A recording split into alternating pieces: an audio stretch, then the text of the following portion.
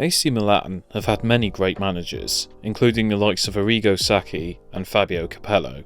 But the success they achieved under these managers may not have been possible without the legacy of Nereo Rocco. Rocco managed AC Milan across separate spells, and in his time at the San Siro, he won a plethora of honours and cemented a legacy for himself that forever endures across not just the Italian game, but the game of football as a whole. This is the story of Nereo Rocco, an AC Milan legend.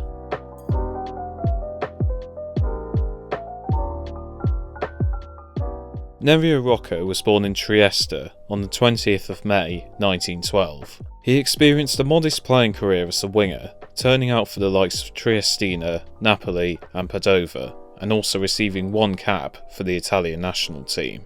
Rocco's sole cap for the Azzurri would later prove vital. At the time, 45 minutes playing for the national team was all that was required to become a prospective coach. His managerial career began back at local side Triestina. In 1948, he managed to guide them to a stunning second place in Serie A, a height that the club has never reached since. He spent a few years at Treviso before a second spell at Triestina. He would join Padova in 1954. It was at Padova where Rocco truly started to form his identity. The system of catenaccio had originated in Switzerland, but found its way into Italian football. The system was based around heavy defence and counter-attacks, by pulling back the wing halves and instead using them as fullbacks to provide the defenders with extra support. Rocco's use of catenaccio was extremely effective. He was able to survive relegation with Padova in his first season, before winning them promotion to Serie A in his second season. He was able to guide the club to third place in the Italian top flight in the 1957-58 season. In 1961, Rocco would get his big move. AC Milan came calling. AC Milan was struggling in the shadows of the success of Juventus. Rocco was entrusted with the task of bringing AC Milan back to the top. Rocco brought in the likes of Gianni Rivera, Dino Santi and Victor Benitez. He also brought in Niels Liedholm as his assistant. Liedholm had given himself legendary status at AC Milan during his playing career, winning 4 Serie A titles, and also served as captain towards the end of his time there. Liedholm's knowledge of the club helped Rocco build bridges at AC Milan, and the results were plain to see. AC Milan stormed to the Scudetto in the 1961-1962 season, pipping City rivals Inter Milan to the title by 5 points. Despite their association with defensive play, AC Milan's attacking force was something to behold. They scored 83 goals across 34 games, 22 more than the next highest scoring team Roma, with Brazilian striker José Altafini finishing as the league's top scorer with 22 goals, and Gianni Rivera chipping in 10 from midfield. Whilst his cross-city rival Helenio Herrera was known to keep his cards close to his chest, Rocco was very much a straight talker. Rocco was often found in restaurants drinking into the early hours of the morning with Gianni Brera, the editor for Italian sports magazine La Gazzetta, and he openly discussed the game with him and other journalists. It was an incredible turnaround from Rocco, but he wasn't done there. AC Milan qualified for the European Cup as league winners. They were keen to avenge their defeat to Real Madrid in the 1958 European Cup final. Their campaign started incredibly, with a 14-0 aggregate defeat of Union Luxembourg. Wins over Ipswich, Galatasaray and Dundee took AC Milan to Wembley for the final, where they would face Benfica. Benfica had won the past 2 editions of the tournament, and Eusebio's side were looking to make it a hat-trick. Eusebio gave Benfica the lead in the 18th minute, and the score remained 1-0 until half-time. AC Milan changed their game plan, putting immense pressure on the Benfica defence, and just before the hour mark, an effort from Altafini found the back of the net to level the scores.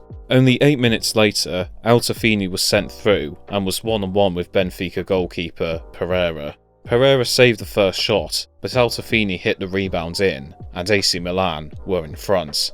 Benfica were unable to equalise, and AC Milan were champions of Europe for the first ever time.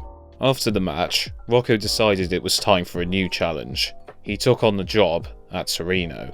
Torino was still licking their wounds after losing the majority of their legendary team in a plane crash in 1949. Rocco, on the back of what he had done for AC Milan, believed that he was the man who could bring the glory days back to the maroon side of Turin. Rocco led Torino to a 7th place finish in his first season, and then improved on this by taking them to 3rd in the table, their best finish since the years of Il Grande Torino. Rocco had done well to help rebuild Torino, but after 4 years in Turin, he decided to return to the San Siro. His second spell at AC Milan began in 1967. AC Milan had just won their first Coppa Italia, but were now rather different to the team that Rocco had left, with the likes of Cesare Maldini and Altafini now gone. But they still had an impressive core, with the likes of Roberto Rosato and Karl-Heinz Schneidlinger, and Giovanni Trapattoni and Gianni Rivera were still there, with the latter now serving as captain. For the second time, Rocco won the Scudetto in his first season in charge. AC Milan again stormed to the title. A 2-0 victory over SV Hamburg also saw them win the European Cup Winners' Cup to seal an incredible double. Whilst their form in the league the next season could only take them to 2nd place, they aimed to get their hands on the European Cup for a second time. Their path to the final was tough, with them knocking out the 2 previous winners, Celtic and Manchester United, to reach the final in the Santiago Bernabeu. They were up against a young and promising Ajax team, but Ajax's lack of experience compared to AC Milan's would prove decisive. AC Milan won the 1969 European Cup final by 4-1, thanks to a hat-trick from Pierino Prati and a goal from Angelo Sormani. Rocco had done it again, taking Milan to the Scudetto and European Cup titles within his first 2 seasons. Rocco then took AC Milan to an Intercontinental Cup title later that year, with a victory over Argentine outfit Estudiantes.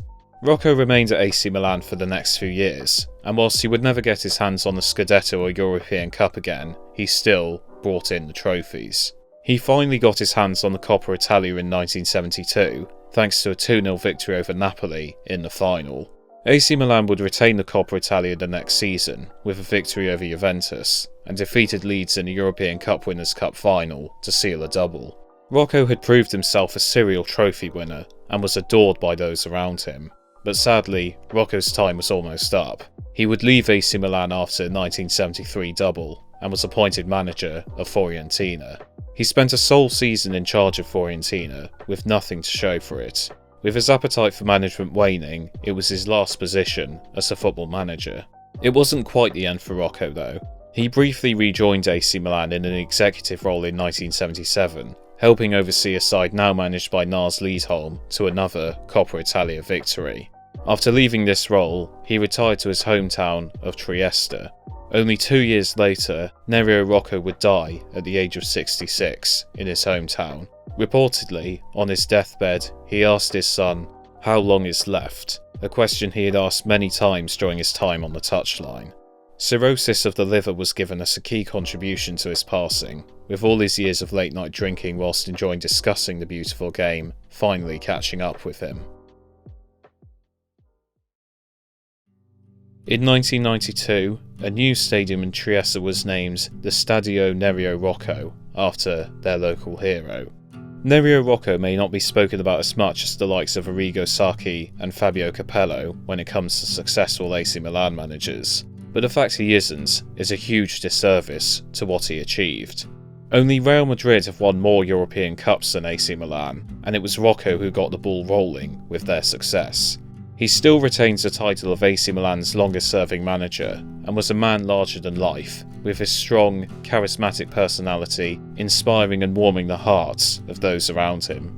With 2 Scudettos, 3 Coppa Italias, 2 European Cup Winners' Cups, and 2 European Cups, he is without a doubt one of the greatest managers football has ever seen, and his name deserves to be enshrined in legend for what he did for AC Milan.